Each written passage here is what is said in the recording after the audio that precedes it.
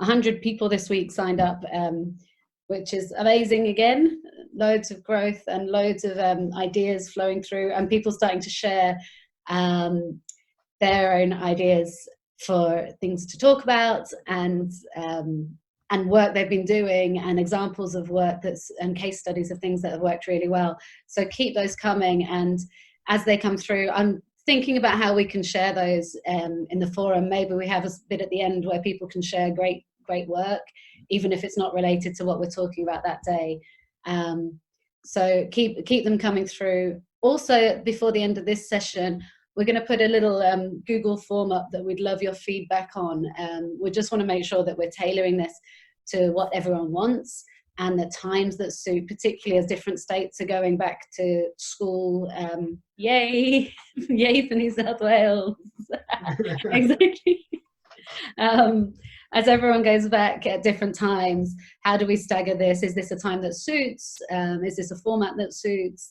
All of those questions. So we'd love to get your feedback and get more people involved. It's great to see lots of videos on. Turn it on if you're appropriately dressed.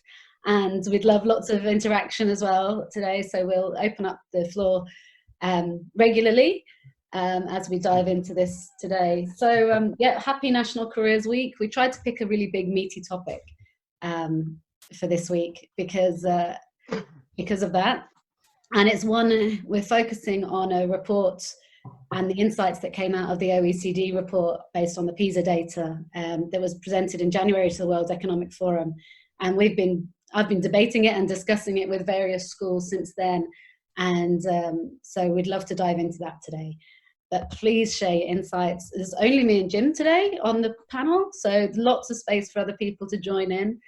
I wonder whether, as we've got time to do it, Jim, is it worth explaining a bit about why you're here and your involvement? I've had a few emails during the week of what's Jim got to do with it? Who do I talk to? So it might be worth clarifying. Absolutely. I mean, ever since they closed the pubs in New South Wales, I had nothing. No, why am I involved in this? Some of you will know me for my association with Australian Catholic University, where I train careers people. They come and do the graduate certificate in career development, or masters, or even doctorates, don't they, Trent? And through that connection, I met Liv, who was a student of mine doing the course. And it's not a good idea, really, when you're running a course and presenting it, to turn around and say, actually, don't listen to what I'm saying because we've got it all wrong. We should be doing this completely differently. But that's kind of a lot of my shtick, and it has been for quite a long time, in terms of how we ought to change things in this field. And imagine my delight when Liv came along and had very similar ideas and said, we need to do things differently. And she came from a corporate background and had some good ideas about how to influence people and how to convey messages very effectively. And out of that, she started developing ideas about early childhood career development, and in particular was very passionate about getting technology involved. And I think it's, without putting words in Liv's mouth, I think she was horrified at the kind of Dickensian technology that we still use in the careers field, pencil and paper tests, or the fact that we pat ourselves on the back because we've got an interest test and we've managed to get it online. This is the biggest innovation in 50 years in career development practice, which is hopelessly behind the curve in terms of what's going on in the world of work and education and counselling and things that we can do. So anyway, out of those kinds of broad, vague ideas, we started talking more and more about what we could do. Liv was very keen on the theory that myself and Robert Pryor had developed, the chaos theory of careers, that some of you might have heard about. Trent, who's here today, his doctorate is all about that, and that was sort of rolling along, and that was gaining more acceptance. And obviously, at times like this, people like me can sit back and say, "Told you so," about sort of unplanned events and complexity and things changing suddenly in people's careers and so forth. It really does bring it home. So that became kind of the underpinning idea behind the Become thing. How can we take these ideas that Jim waffles on about and turn it into something tangible, practical, using technology in an engaging way, and starting much earlier? And that led to my involvement with Become.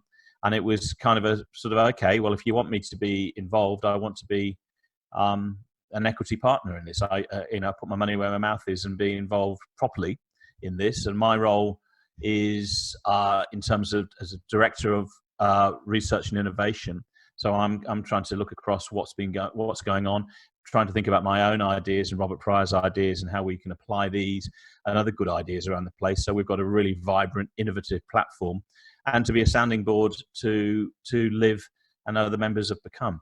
So that's kind of my involvement in this. So you'll see me popping up increasingly at Become events, talking about it, publishing about it, and so forth. So I'm kind of fully on board with Become. Those of you who know me know I have a portfolio career. I still write for the Sydney Morning Herald, what's left of it, and the Age newspapers, what's left of it. I don't know how much longer that will go on for. I'd like it to, but newspapers are dying. I still teach at the university. I still have my private practice. So I have a portfolio career, and an increasingly important part of that is the Become work. Is that what you think? Do you agree with that? Most of it. We never agree on everything, but but that's good. That's why. Yeah, I mean, for us, it was very much about this evidence base and how do we bring that evidence base into practice and build something that's really shaped by the evidence, that uses innovation to get over the challenges to make it easier for schools to implement. So I hope that answers everyone's questions. If you've got questions about the program, definitely come to me. Any questions about the theory and academics underpinning it, absolutely, you can go straight to Jim. Cool. Okay. Well, on that note, we're just going to, sorry, I'll turn my alerts down on my PC. I'm just going to share my screen for a minute. Get rid of my news alerts about coronavirus popping up.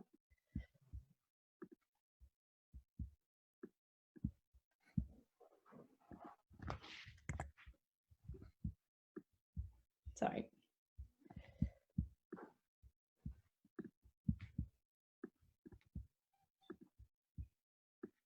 There we go.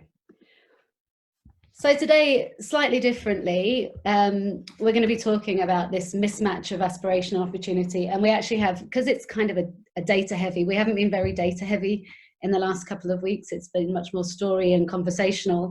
But I don't think we can avoid getting into the hard data for this topic. So I thought it'd be useful to have some slides. We'll absolutely dive in and ask questions. Yvette will be monitoring the chat and will stop me, and Jim will stop me to go through things. Feel free to jump in and ask questions or share ideas as we go. But essentially, the question is, based on this mismatch of aspiration and opportunity that we see, are we doing enough to bring their career aspirations closer to the opportunities of today and importantly tomorrow? And we hear a huge amount of talk about this, you know, the global panic about the mismatch of the future of work and what people are aspiring to. So if you could just launch that poll, it would be really good to see, while I start this, whether people are really familiar and into the OECD data on this or not. So there should be a poll popped up about how familiar everyone is with the data in the OECD report. Now this one is the dreams of youth.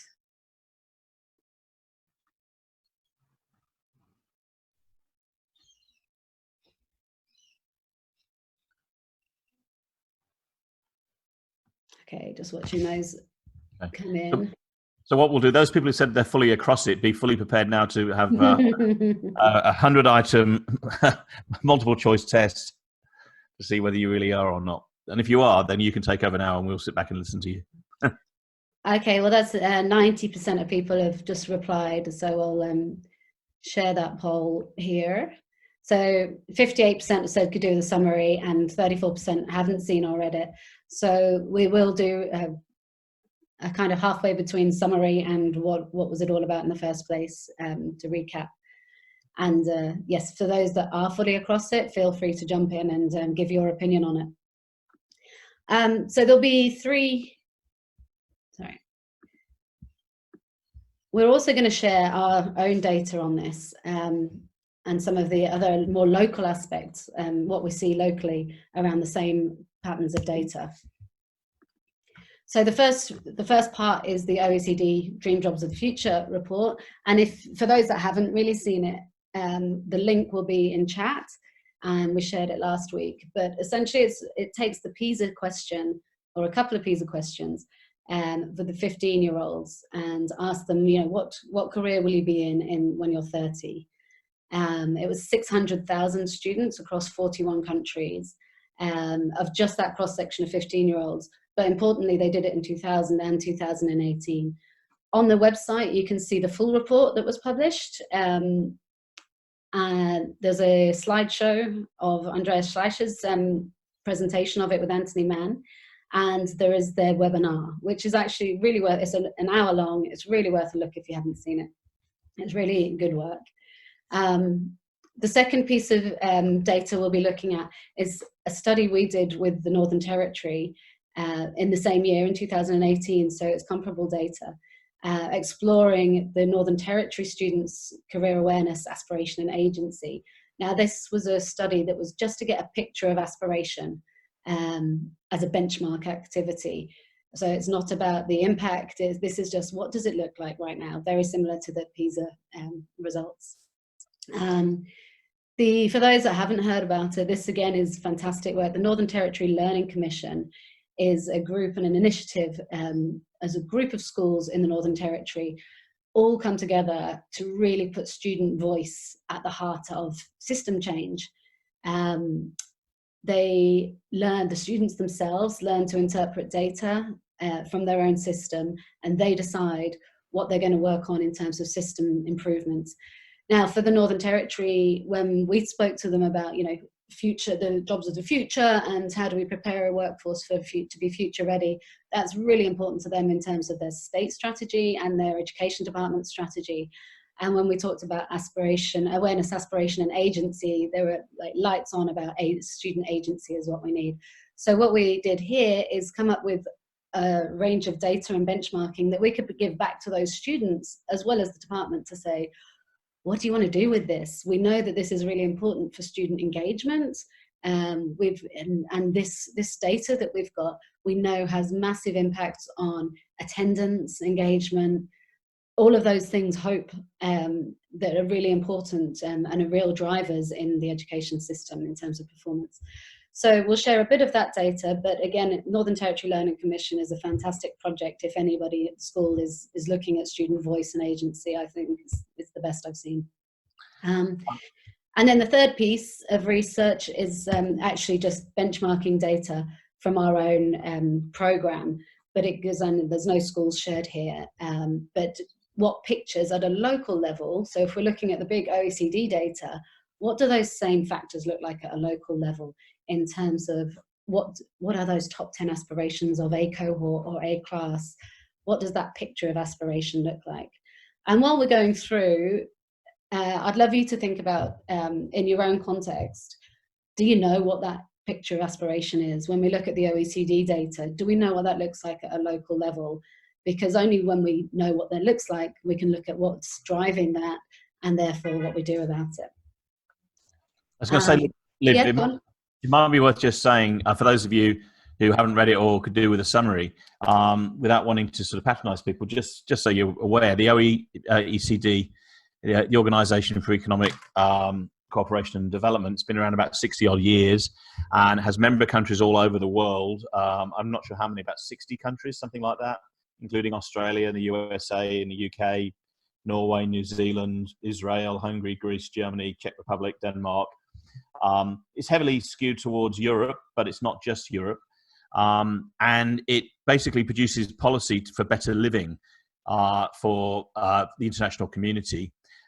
That's what it does, and it does work in career development as well as lots of economic areas and other areas. And probably one of the things it does is provides benchmarks and resources for governments and policymakers in local countries, and also from a political point of view can be used to apply pressure to those governments and political groups to sort of, implement best practice in areas. So OECD data is often seen as high quality work, policy related, And often what comes out of these reports gets reflected in later on what goes on in federal and state policy in Australia and other countries around the world. So it's kind of a big deal. Yeah. Anyway, I just wanted to say that. No, good point. Yeah, this particular report was presented at Davos in January at the World Economic Forum. So essentially, yes, they were asked, 600,000 students, 15-year-olds, were asked about the job they expect to be doing at 30. And that was across 41 countries. And there's a 40-page booklet about the findings, but I've obviously won't go through that now, but I've summarized them into basically 3 pockets. They have some recommendations as well, which we're not going into here, because I think one of our points is that we can do better. But here are the 3. So the first major thing, and this is what all the headlines picked up, and I'm sure most of you saw the headlines around, narrow career aspirations of teenagers. Went crazy in the UK, and I think we've got people here from Canada today, Singapore, the UK, and New Zealand, as well as every state and territory in Australia. So that's fantastic. So the concentration of aspirations was the first one, and the point around that was that they found around 50% of all students surveyed aspire to just 10 occupations. And more importantly, that because they'd done this in 2000 and 2018, the top 10 had hardly evolved at all. There was only a very slight change in that. So we'll talk a bit more about that in a minute, because that's what we're going to dive into today, but I'll give you an overview of the others first, because they are obviously all related. The second group of insights was around that the aspirations of these young people didn't appear to be demand sensitive at all. So the relevance of their aspiration wasn't in line with demand. And the aspirations were also unrealistic if we look at the future of work and the impact of automation. So there didn't seem to be any demand sensitivity on the part of the students at all, which is understandable. And the third one is that there was a huge issue of misalignment with their aspirations. And there was a few different factors in this. The first one is that high potential students weren't necessarily aspiring to their potential. Now, this I find a really hard one to do, because I think our natural, as a society, we have a bit of an issue with if you can achieve what we perceive as high aspiration occupations, then you should. So I have a slight issue with equating that high potential students not aspiring to a tertiary education reflects that it's wrong. But I think in this case, it probably is due to misaligned aspirations, rather than us saying, actually, everybody that can go to university must go to university. I think that's a very traditional view, and I think most of the people on this call would disagree with and agree that we're trying to shift that from, if you have to use every ounce of that ATAR to something more human-centered. So the first insight was they found that lower socioeconomic backgrounds, high potential students have lower, and I've put that in inverted commas because I hate that term, as I've explained, lower aspirations than advantaged backgrounds, and that this insight is really skewed for males.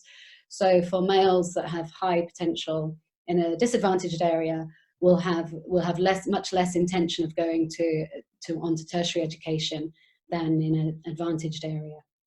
Now, I think we've done quite a lot of work around these stereotypes of, what's a value for that person and where they see their future, and that kind of plays into the whole people like me have lives like this. Therefore, to win in my world, being tough and cool is more important than being smart. And I think there's probably some element of that in there. That's why the skew is particularly for males, that there is that extra stereotype layer in there.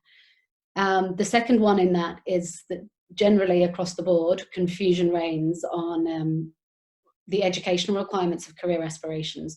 So people who are aspiring to careers that needed a lot of education, qualifications and time, actually weren't planning for that at all.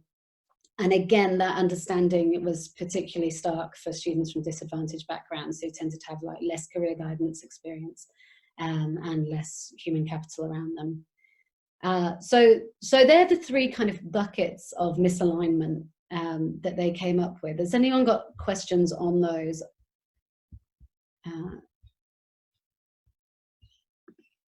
I can see something in the chat. The TAFE sector has been heavily overlooked in the past in terms of being viewed as being inferior to a degree by students. Absolutely, and I think that's the point around, they actually do make a good point in this article that for places where that isn't the case, where vet sector and TAFE and like Germany and Austria have a slightly different pattern of results in that, whereas that perception isn't that it's inferior at all, it's actually equated.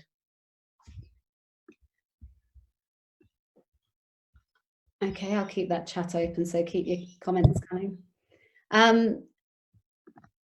So if we dive into career concentration now, we see that, here's the details we were talking about. Oh, okay, a couple of people have asked about sharing the slides afterwards. Yes, we can share the slides, and we'll also have a recording will be available tomorrow. Now that Yvette's home internet access is on super speed, it should be there tomorrow. So if we dive into career concentration, the top 10 occupations cited by girls in 2000, they're on the left. 49% of people aspired to those top 10. So almost half of all of the girls, 15-year-old girls interviewed, aspired to those 10 occupations.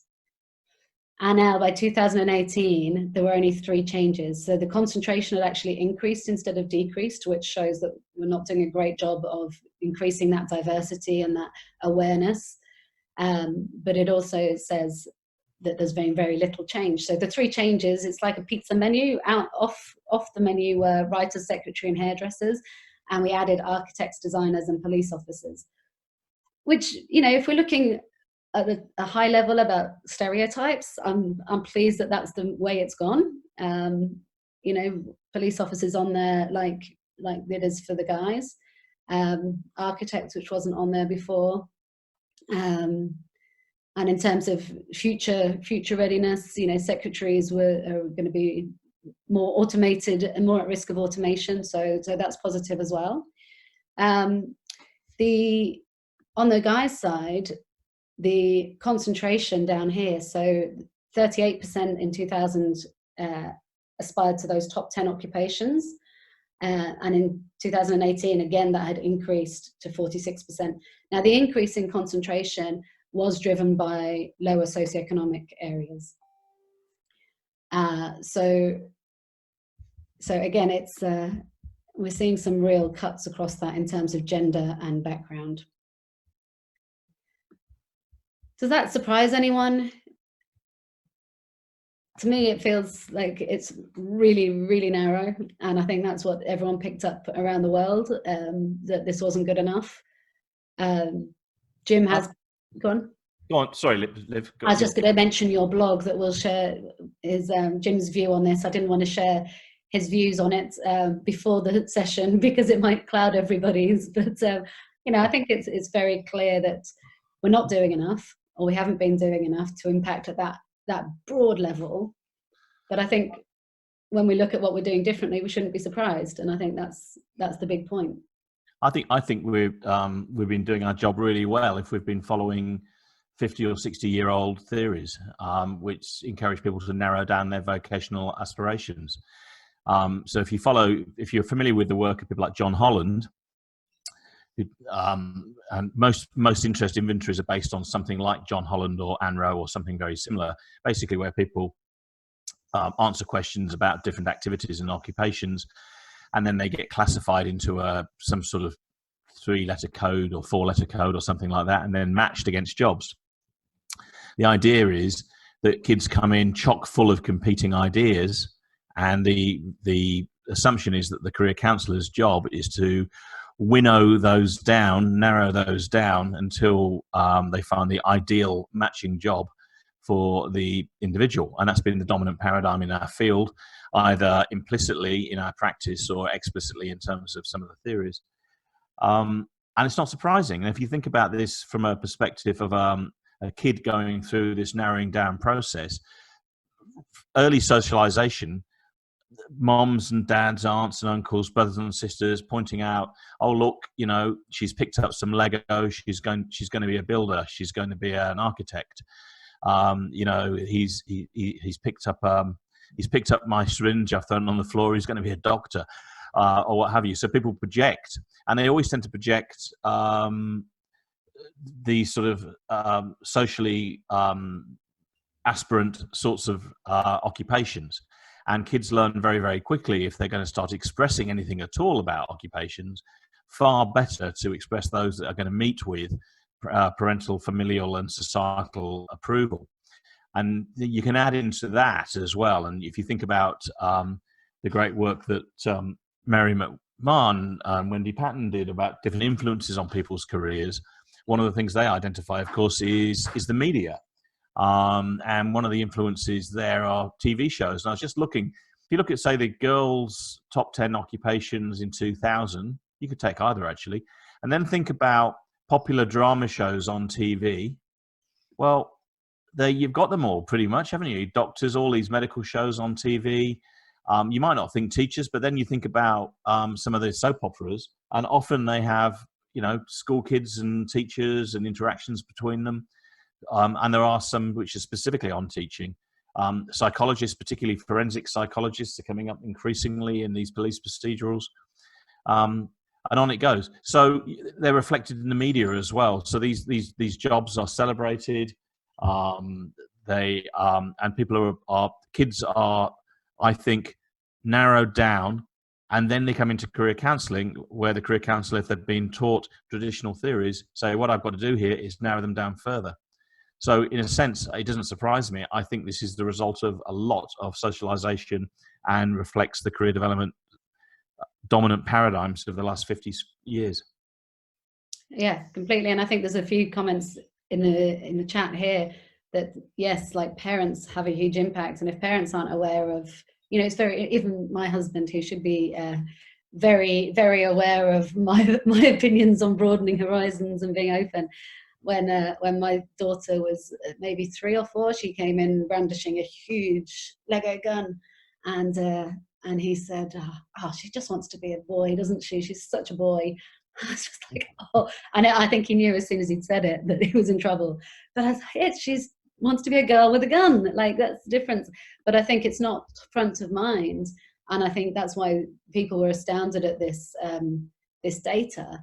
And we've got a lot of work to do, yes, with parents as well, and as well as broadening those. Every time we make a link from the curriculum or a learning area to the possibility, we should try and make an effort to make it something that they haven't heard of and broaden those. Yeah, I mean, I think, you know, the assumption that kids come in chock full of competing ambitions and ideas about their future is very, very dubious. And there might be a small minority. I'd be interested to hear from those on the front line who are confronting young people all the time.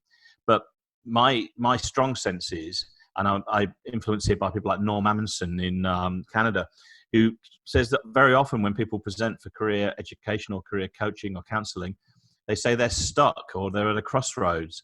In other words, they haven't got an idea and they want you to give them some ideas. In other words, they implicitly acknowledge that they need to be broadened. Certainly with adults that happens when they've recognized that the narrowing down hasn't worked for them.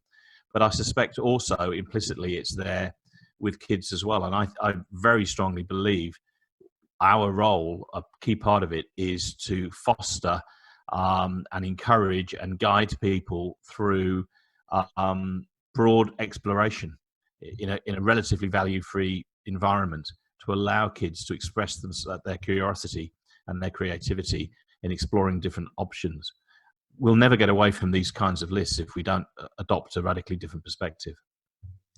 Yeah, and I think that's at the same time, isn't it? I think when we're looking at that, you know, our scope and sequence of how we do things, that exploration phase, and when we go, okay, you can broaden your horizons, we always try and do it at the same time as we build that filter, that critical filter for where are those influences? Why am I discounting that? What bucket am I putting that in, and why? Like, okay, that one came from media. I've got an idea over here. My parents would hate that. So when they're filtering ideas, trying to build that awareness of what buckets and what's influencing their buckets of yes, no, maybe at the same time.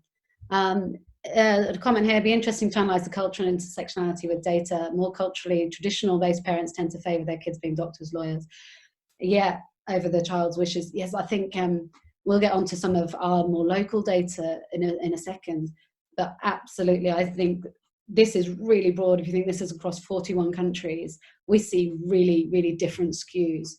And someone else has said, yes, stuck students will come into counselling and say, my mum and dad said I should be. And yeah, absolutely, parents are a great influence and might have great ideas, know them best and want the best for them. But not necessarily. The students need to be able to filter that for ideas that, yes, that starts from me, or no, that starts from outside and my parents' expectations. And I think some of the ideas that we've seen recently coming through about having those conversations in a low risk situation much earlier when there's no tension around it are really working really well.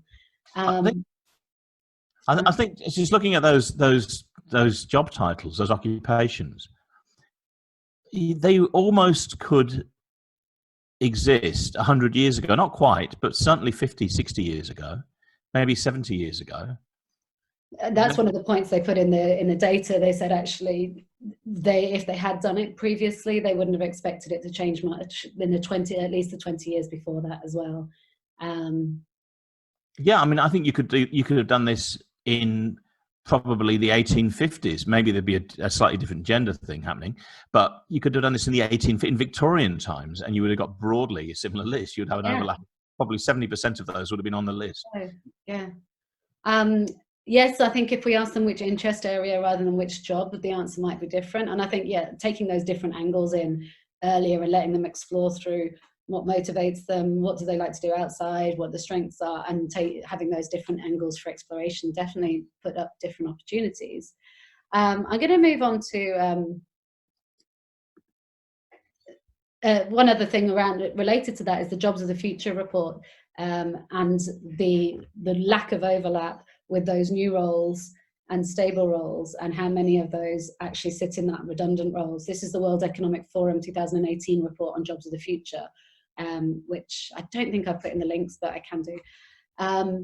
So yeah, I mean, there was no CIO, cybersecurity, big data, absolutely, and so the gig economy coming to the research and not represented. Yes, I mean, so much has changed, but nothing has changed about those lists. So yeah, we've got lots of work to do. I'm going to dive in now briefly to the Northern Territory benchmarking. So I'll give you a snapshot of this data and a snapshot of some more local data, just to pick up on that point about local data. And then we can dive into Q&A more, and I'd love people to unmute themselves and have a chat. So what we were doing in the Northern Territory benchmarking, what I explained earlier, is obviously, is there a relationship between aspiration and perceived career opportunities? Is a lack of perceived opportunities in the region squashing people's aspiration? So we did a big study, and I'm only going to take you through one part of it. What we did is ask 250 students to plot their plan A and their wild card to answer that bit of the question, to see how different it was. What we found was much starker than the 50% that we're seeing in the OECD report. That's 78% of plan A and 67% of plan B, or the wild card, not plan B. It wasn't your second. It was what happens if we take all the shackles off, then what would you be? So those percentages of concentration were far higher than the OECD report. And only 19% of jobs that were mentioned are ones that we classified, working with the team, to things they wouldn't come across everyday life, either in shows they were watching or around them in their community. So as we suspected, like the local concentration is much higher, which is quite scary. And then we asked, is there a real world understanding of how possible their ideas are, which could also be impacting those aspirations? So when we looked at the traditionally what we call long shot careers, professional dancers, entertainers, and sports people, there didn't seem to be a difference in the percentage of students who planned that for plan A versus wildcard, which shows a real kind of, okay, we've taken the shackles off, that doesn't matter. The perceived possibility of that happening showed a slight trend, but not significant. And then some of the unprompted comments about how we're going to take action showed a real misunderstanding of what was going to happen, and almost haven't thought about this before at all. And this was predominantly stage 3 and stage 4, so that's kind of understandable, but less than we would have expected. But we just don't really have this data in general for the early, and I think someone in the chat just said starting earlier is key, because as you'll see in the webinar, the OECD webinar, they make the point that students are making decisions every single day about what they study, how hard they work, and where they focus, that inform their future and might cut off paths to the future. So it's scary to see this at this age.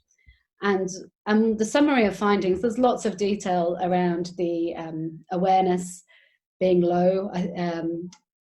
What were the stats? We asked them to name 10 occupations in a set time, and most of them only managed 7.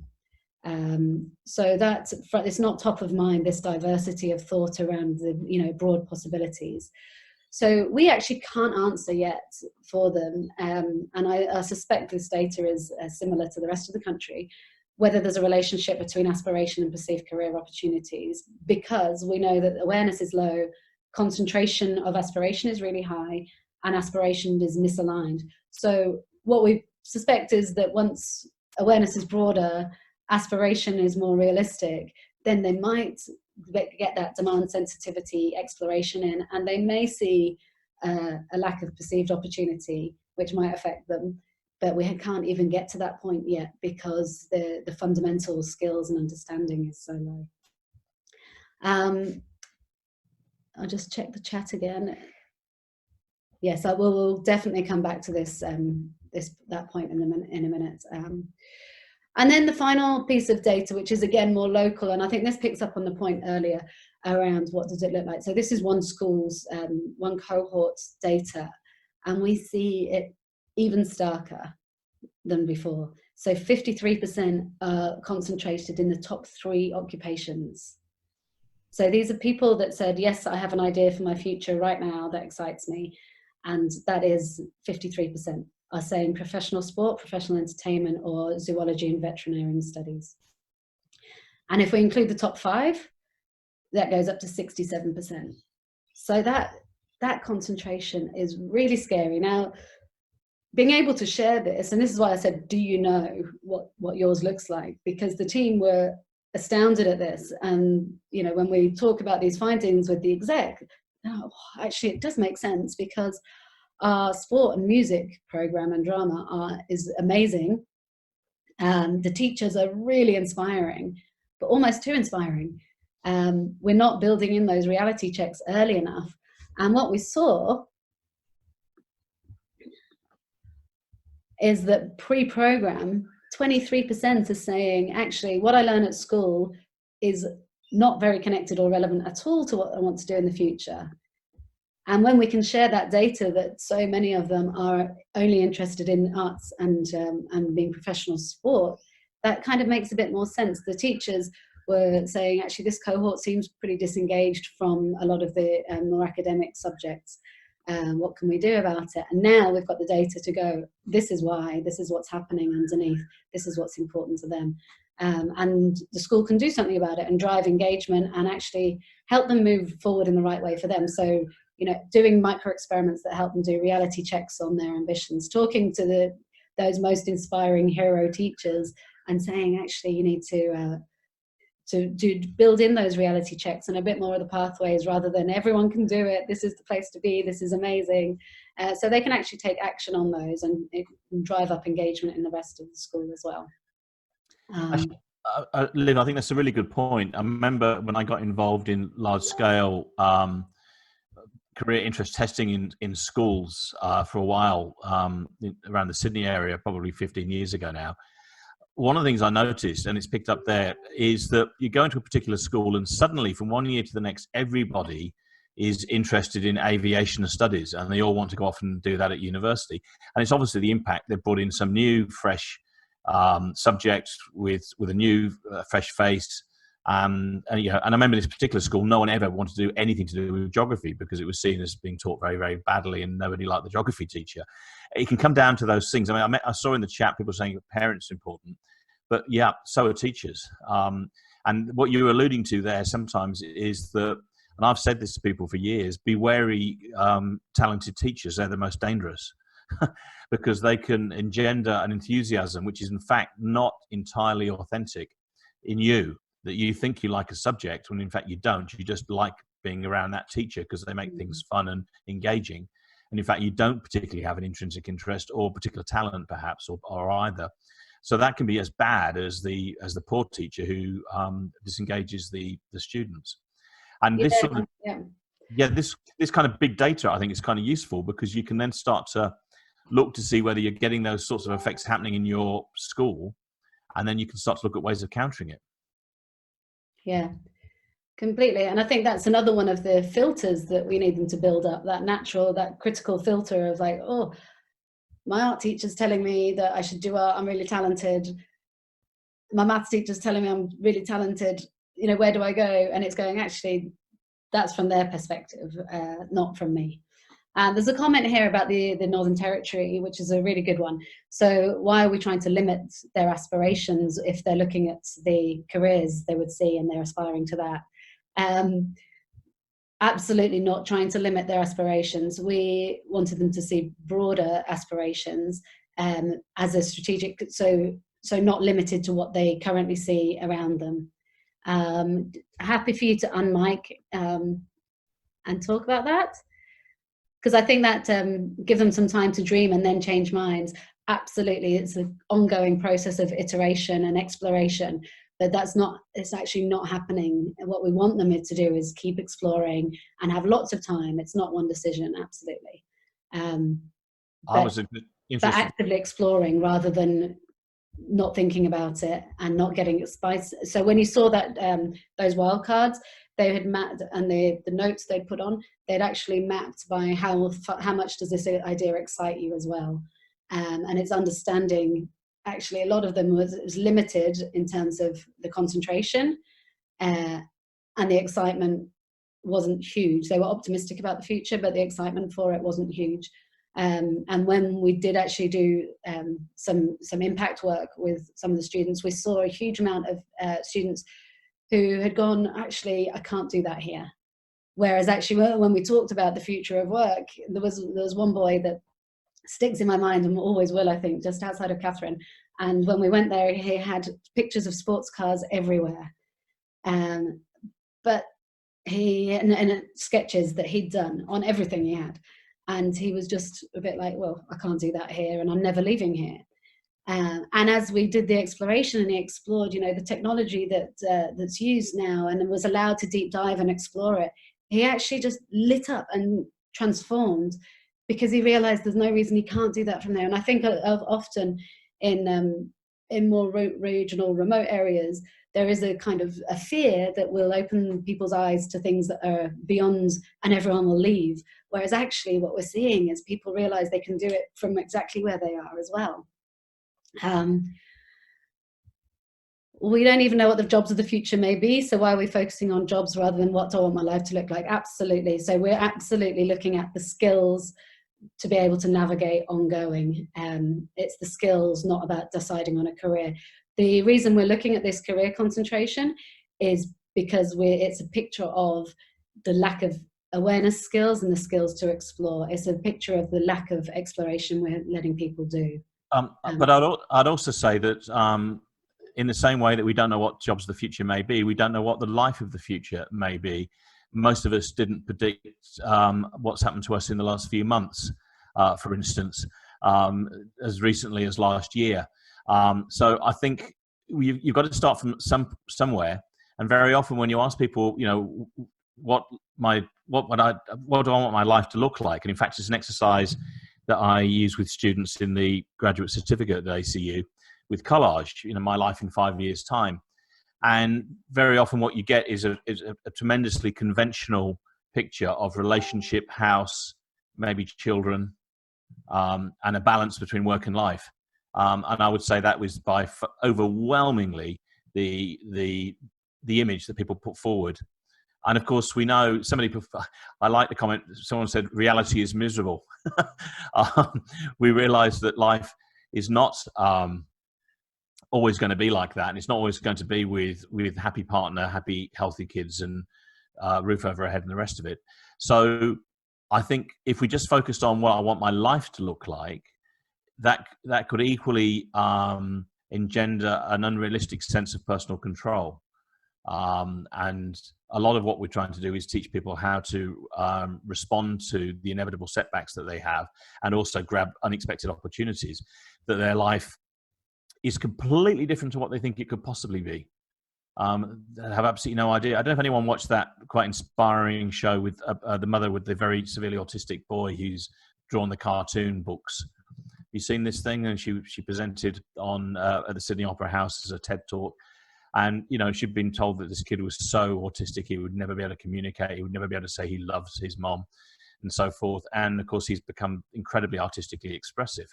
So in other words, you can often go way beyond your wildest dreams. And when you ask people about their wildest dreams, they're often quite conventional and quite conservative. So I take the point, but you've got to start somewhere. But I don't think that necessarily because we don't know what jobs are going to be, we have any better idea about what our life is going to be like. So I'd love to hear, do you have a picture of what a few people said this is exactly what my students' aspiration looks like. It's what I hear every day. It's real clear. It's kind of similar to the local picture. We've talked a bit ongoing about what's driving this concentration, but I'd love to hear, what have people done? What are the influences that you see locally, and what have you done or doing to shift that? Whether it's expanding, people have talked about the doing more work experience and seeing more. Now, I think in the OECD report, they talk about getting more employer engagement, and it's down to employers. But that's limited, and they talk about that being efficient, effective, but it's really not. Often it's really demand-led. Now, I think it should be demand-sensitive, but not demand-led. So you, again, going to reflect, if we did that in the Northern Territory, it's going to reflect what they already know. So we have to get beyond that. So what are people doing about this? What are your thoughts on it? I've had lots of people said disappointed that we haven't shifted that concentration yet. I'll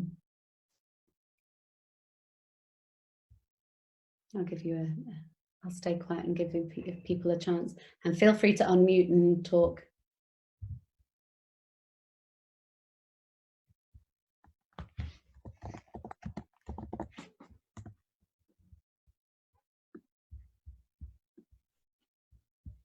Well, while people are doing that, and please just interrupt me because I'll just fill the silence for a second while you're collecting your thoughts. One thing that occurs to me about these lists where you see these same things, people saying they want to be a lawyer or they want to be a business development manager, or my comments I was making before about people expressing what their future wants to be. I want a partner in a house and la, la, la. I think one of the things you can do with assistive technology is take that much further, and the granularity can be much finer, and you can get people to explore, because the devil's in the detail in all of this stuff. A lawyer is not a lawyer is not a lawyer. They come in many different flavors and hugely different kinds of careers.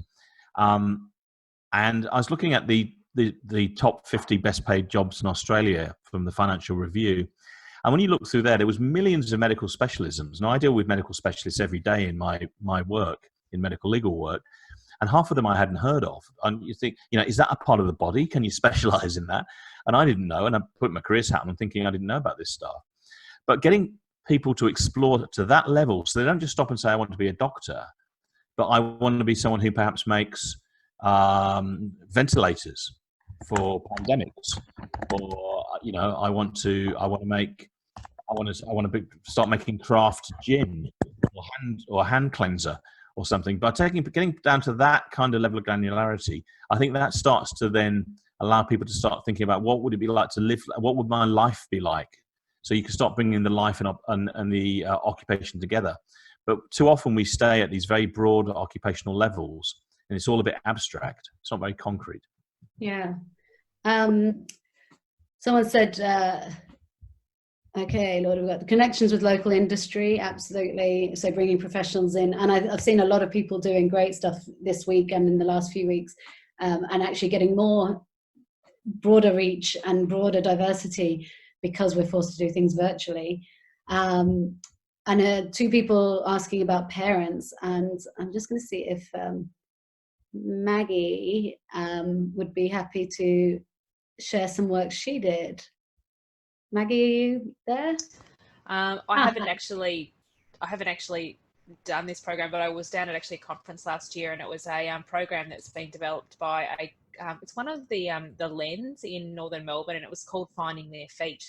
And part of the conference was we actually went in there, and they pretty much, the students actually go into the conference with the idea, they pick up avatars that are actually based on things that they feel strongly about or they're interested in, and they go and speak to people actually in the expo that actually have that on them actually as a label. I have a strength in this area and stuff. So it's not about people who actually, it's not like you're going in there to talk to a vet or an engineer or something that, like, it was actually about speaking to people that have strengths in their careers, in interests and things that they actually do. And then actually saying, and then actually if it came out in the conversation, actually what they do as a career, all well and good. But it was actually about saying, okay, so these are the things that actually drive me, and then going and actually with an open mind about finding out where they can go, where that can lead to. Oh, that's So really yeah, but it was pretty exciting actually. Yeah. And hopefully that the finding, and you can actually Google it, like you can find information actually on how it's set about, and they're happy to hand that information to anybody who would like it. I know there's a lot of work actually going on in Victoria with the idea that they'll hopefully be able to get, I mean, it's actually adapted to the Melbourne northern suburbs, like, and their industries and areas and things like that down there. But the idea is hopefully that it will get out of there, and they'll get funding, and they'll be able to develop it as a program that will actually possibly go anywhere. So yeah, but it's pretty exciting. So that sounds great. Yeah. And Bianca, are you available to talk about what you've just said, the career inspiration session this week with engineers? Yeah, we had to adapt our plan a bit. We were supposed to visit the site of Downer Road Services and take 30 girls to check out science and engineering. And of course that couldn't happen with COVID. So we just got 3 of their sort of high potential talent to share their story with the girls. They all spoke for 10 minutes each. And some of them had props and, you know, some great examples about what they do, but really brought engineering to life for, I think, well, in my case, particularly girls. They think that you have to be great at maths to do engineering, but they don't really understand beyond that what it looks like in a practical sense. And the feedback we had was super. And look, it was so easy to run because it was all just on a Zoom meeting. So yeah, it was great. So much more efficient and limitless. So much more efficient. We're our school's down on the Mornington Peninsula, so it can often be difficult to get guest speakers down, particularly those who are city-based. So the fact that they could just dial in at 4 o'clock and it was all over 45 minutes later was really great. And I think, you know, that goes to the conversation last week around work experiments. To the same thing, you know, work experience has traditionally been limited to what you can do in 2 weeks in your local area face-to-face. And so is that employer engagement to some extent. We've always kind of gone face-to-face will be best and local will be best. But actually, as work kind of explodes and we go, actually, there's no boundaries to any of this, we should reflect that lack of boundaries in everything we do. And I think that will really help. So yes, absolutely, it should be more of that virtual exploration. And I think when we're talking about those kids' experiments, teaching them that they can break those boundaries. They don't have to go through someone they know. Yeah, that does sound amazing. And I'll try and get that link for what Maggie just described as well, and put that in the deck for tomorrow for what we have, what we've talked about. We will stay on. I know some people will have to go in like 3 minutes. We'll stay on for 10 minutes if anyone wants to share any ideas or ask any questions or debate a bit more. Just before we go, and thanks for sharing that, Bianca and Maggie.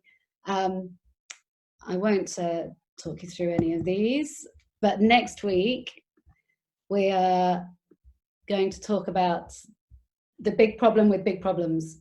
So asking young people, what problem do you want to solve in the world, which came from Google a few years ago. They said, oh, why don't we stop asking them what they want to be and ask them what problem they want to solve, also has massive problems. So we're going to dive into why that could be doing more harm than good for career aspirations, which is a bit of a contentious one. With love to take on Google. But before you go, we'd love to. We're going to drop some. Oh, thanks, Maggie. That link is just in the chat now. Absolutely, there's so much content online that can help the students get beyond their own networks. We've got a quick Google survey for you. Just to help inform, as I said at the beginning of the session, how you want these sessions to go, what happens when everyone's back at school. If you'd love you to fill this out and be able to shape this. We've got 100 passionate people here. It's a community, it's not us, so give us your ideas, give us your feedback, and let us know what you want from it. That would be really valuable. And thank you so much all for coming. As I said, stick around if you want to, and we can have a more informal chat. But thanks all for coming. Hopefully see you next week. Keep sharing the love on the social media. If you follow us on Twitter, and the hashtag is at the bottom.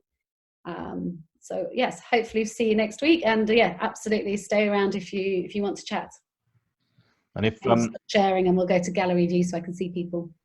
If you get triggered as much as I do by trite memes on Instagram about how to have a successful life or career, then you might enjoy my column in the Herald or Age on Saturday. What are you talking about? Memes. Pithy little statements about how to achieve career success and love and happiness and the rest of it. That's the target for Saturday. Lots of people are staying. Feel free to unmute yourself and chat. Gabrielle, are you one of the Moresby consultants?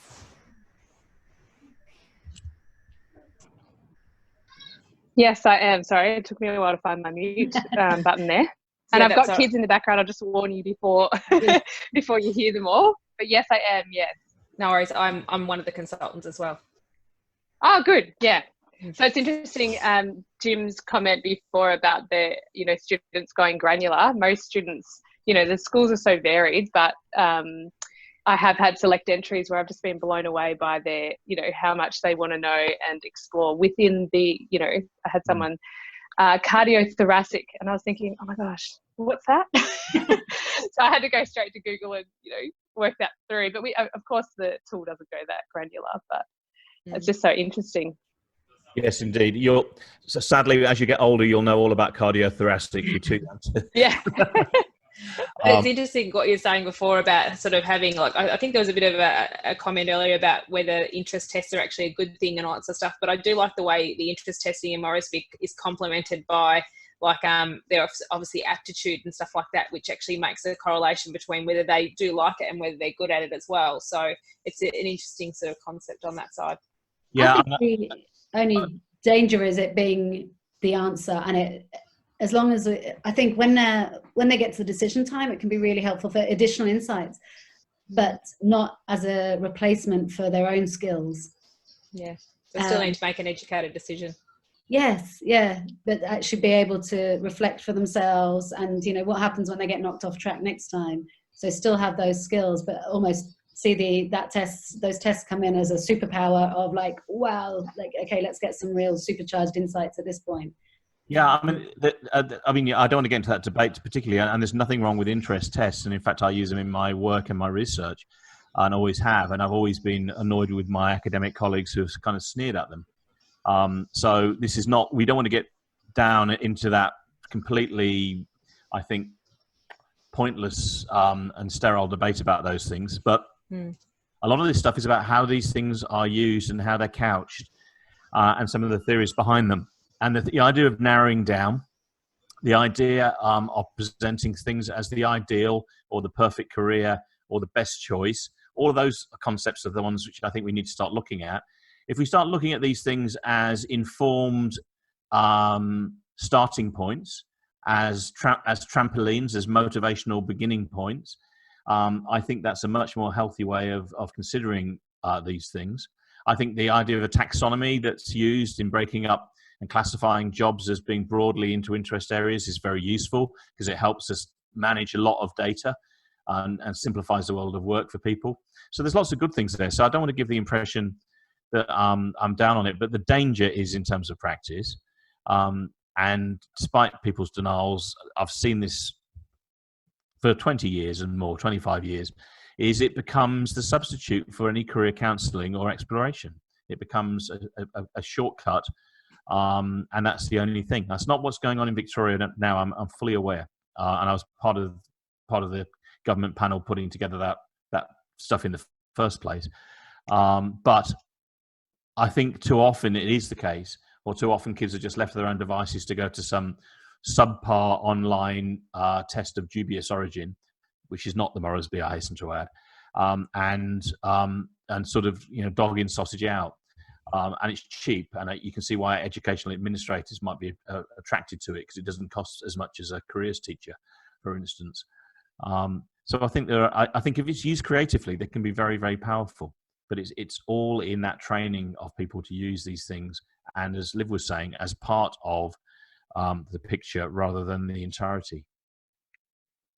Yeah, 100%. Is there anything that anyone's aware of for parents that is working well? I have had some parents come into my sessions, which I welcome and I think is awesome, but I think, there's so much influence there, obviously. Yeah.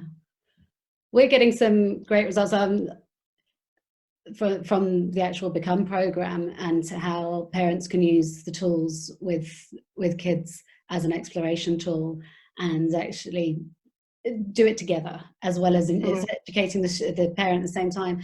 And as I said earlier, a lot of the activities where the pressure's not on, so those earlier conversations about triaging their aspirations, so the kids interviewing the parents about their twists and turns of their career to start with, almost practicing that interview technique and feedback.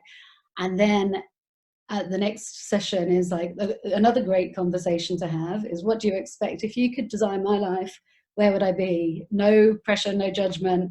And then they evaluate, wow, we're miles apart, or actually this, and they use those to unpick like what the influences and expectations are. And parents reflect back on like, oh, actually, that is my idea. So we find, 5 great career conversations dotted throughout the scope and sequence are really good, with a parent engagement session or webinar separately that just talks about the philosophy of like, don't worry, like you can be informed and valuable without knowing everything. You don't have to know all the answers. And I think that's the biggest thing we hear from parents is like, oh yeah, I did think that, and I've been struggling to know, what do I recommend to them? What path should they take? Like, you don't have to know. Yep. 100%. And that's what I hear from parents as well. Or they might, with the Moresby, they might come in and say, what is this tool? Just be so sus on it, and then towards the end, they'll just totally turn around and, so it's super helpful for them just to think about that narrative and, like you said, take the pressure down a little bit, but open up those conversations as well. Yeah. I mean, one of the things that we piloted some time ago, and it was very successful in southwestern Sydney, was the idea of bringing parents into the classroom as teaching assistants. And the idea was, we bring parents in to read to primary school kids because they need that intensive practice. Why not train up parents in some rudimentary career counselling skills to allow everybody to have a one-on-one career conversation with an engaged adult under the supervision of a careers teacher or so forth. You got this resource out there of engaged people. We changed the title from parents to carers because in southwestern Sydney, the group we happen to be working with, often the parents weren't functioning sufficiently to be able to be engaged, and realized it was a rather middle-class idea to talk about parents being engaged in all of this. But nonetheless, bringing people in, and what we did is we ran training courses for them. We ran them in the local RSL for 3 nights over 3 weeks. And the deal was, if you came along to this as parents, then you had to come to a big careers information evening, and you had to take on a caseload of 10 or 15 students, and you had to work through and talk to them about their futures and their ambitions and their ideas. And that had a twofold effect. One is you got these people on board and they were singing from the same song sheet. So rather than just lecturing these parents and telling them, don't do this to your child, don't do the other, you actually get them to espouse the messages that we want them to convey, and they do it to other people's kids, not to their own. And they become these enlightened figures. And actually, they went off on their own after that and started organizing themselves and doing more. And in those schools, for a while at least, they had this great resource, low cost, of engaged parents. And that can work well, because I think this, often the offerings to parents are just information evenings, and they just get hit with the boring old lecture, the new realities of work, yawn, and that's it. And then off they go. And this is what we're doing with your kids in school. It's like a parents' evening glorified into a lecture. And I used to do those, and I used to come away from those things feeling a bit sort of, oh, I'm not really doing, I could do more here. There's a lot more that could be done with parents. So that idea is still floating around. I'm happy to discuss it with people. It's Steve Montgomery. Those of you in New South Wales, you might remember Steve or know Steve. He was heavily involved in that and sponsored that. And we got great outcomes from it. So Sounds like Trent's doing something similar. Trent. Yeah, look, we've in Victoria, we had a program many years ago called PACTS, which is Parents with Transition Support. And I was doing that before I did Jim's original course. So when I heard Jim's idea with the RSL, I thought, oh, this is very similar to PACTS. No, it's not. Well, I made it similar in how I did PACTS, because I didn't use PACTS as it should have been, because that was really teaching parents how to use the job guide, and that was about it. So I meshed it with Jim's idea, and I found that very successful. And what I used to do is make it compulsory for all the Year 7 parents to come along and do it. I found making it voluntary had very mixed response. And over the years, I tried many things differently, but I found the higher I climbed, when I became the head of the school, every parent came. I didn't have to bother. Everyone came all of a sudden. So I found that by doing that in Year 7, and then I tried doing it in grade 5, 6, but didn't get quite the same take-up. But by making it, when they enrolled, that they agree to come along to this information session and do the training with their Year 7 child, I found that really did break down those stereotypes that we were talking about, and educate parents to become career advisors. And I found, over the years, parents would come back, even though their child was in Year 8, Year 9, Year 10, they'd come back and do the training every year with the Year 7 parents, and then they'd be pseudo mentors to the other parents. So it was very successful. I was starting to collect some data there. I saw a paper in that. I just never actually followed through. The data's still there. I never that you got once you were more senior, you got the extra engagement. That comes back to the brand question we had the other day about the profile of careers in school and how important it is. Yeah, exactly right. Yeah, I never realised you did that, Trent. I mean, for those of you who don't know, I've supervised Trent in his doctoral work, and I've known him for years. I never realised you did that and picked up on the idea. And between you and I, and nobody else in the room, part of this development of this thing was a reaction against what I saw as the shortcomings of PACS. I thought PACS was a great idea, but ultimately became an information delivery system. And I wanted to go beyond that. I wanted to go to transforming these parents, not just informing them. So it's not to criticise PACS, it was just going beyond PACS. So, and that's obviously what you did, which is great. And PACS is irrelevant these days because we don't have a job guide anymore. So, yes. Okay, well, we might, unless anyone's got any burning questions, we might wrap it up there, and see everyone next week. Hopefully, I think the link to next week was in there, in the chat as well. Can I just raise something? We were talking just before we started about the possibility of having some debates in this format. And some of you have been around a while might know that we set up a thing years ago called Careers Debate on LinkedIn, and it was very successful. Had about 5,000 members. It may still have. I actually own the thing, but I don't particularly run it anymore, and I don't really spend much time on it. But one of the thoughts we had maybe is us reinvigorating that group by linking it into what we're doing here. Some of you may be members, some of you may never have heard of it, but for a while it really went off. It grew really fast, and it was a place to go to challenge a lot of mainstream ideas in careers. And we thought that might be something people are interested in, but we might be wrong too. So guess what platform is everyone on? As in, I haven't seen a lot of response on LinkedIn, but lots from Twitter. Yeah. But again, if you like the idea of a debate, and if you like the idea that it might be linked into another platform, and where it can continue or something, we can take the fight outside, as it were, then let us know. But if you don't like that idea, if you think that's going to be a bit painful to listen to or watch, that's also useful to know as well. So we want these to be engaging for you. So we don't have all the ideas, obviously. We want you to come up with some good ideas for us, and we'll try to deliver them.